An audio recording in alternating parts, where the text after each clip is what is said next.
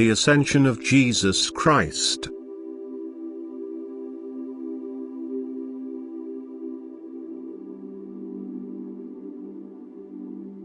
My mission on earth was accomplished when I ascended to heaven. I had delivered the world from sin and death, I had risen again and appeared to my disciples to strengthen them for their journey to proclaim the gospel. I myself was full of light and strength and could now leave the earth in order to return to my kingdom from whence I had come, to the kingdom of light and bliss. Because my body had been transformed, it was my spiritual garment which was no longer subject to the laws of nature. But now the body could go to wherever it was moved by my will.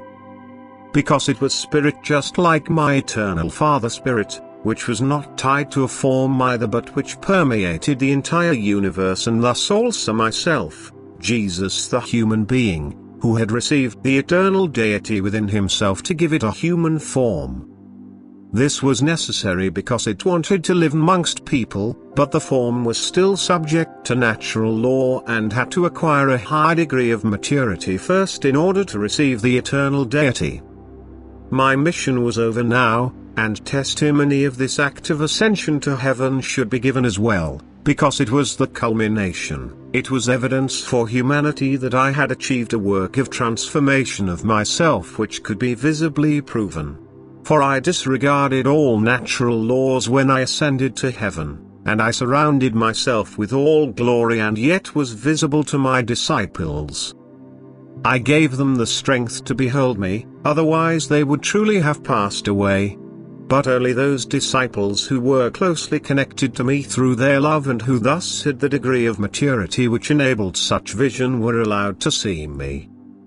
And many a soul returns from earth into the kingdom of light in the same state, and they too are able to behold me in all my splendor and magnificence, because their degree of maturity facilitates spiritual vision.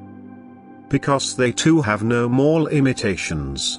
They too will be clothed in all glory, they may behold God face to face and now live in their original state, in love, which is both light and strength. And this is their spiritual garment, which may be worn by every soul as soon as it departs from earthly life and enters the kingdom of the beyond fully matured. And this is what you should believe: you should not doubt the love and might of your God and Father, who will one day endow you with a state of blessedness which will remain inconceivable to you as long as you still live on earth.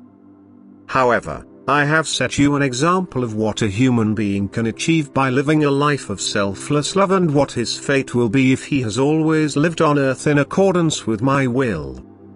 If his way of life changes his being into love, which will then be the same as my fundamental nature, he too will shine in all brightness and magnificence and also be visible to all who have the same level of maturity and who will have then united with me, who is and remains a being that eternally emanates light and strength.